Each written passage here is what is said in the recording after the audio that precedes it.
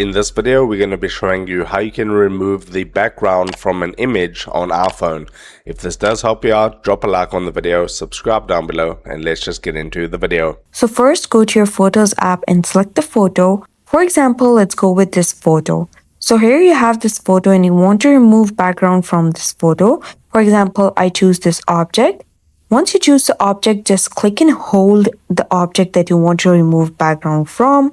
And it's going to pop up with these options once you release your finger, and you have to click copy over here and then close the Photos app and go to the Messages or Notes app. I'm going to go to the Notes app and here choose a new note and then just click over here and it's going to pop up with these options and click paste. And here you go. Now you have removed the background of this photo. And if you want to save this photo to your gallery, simply open the Photos app. And here you have to just click and hold this picture. And once you release your finger, it's going to pop up with these options.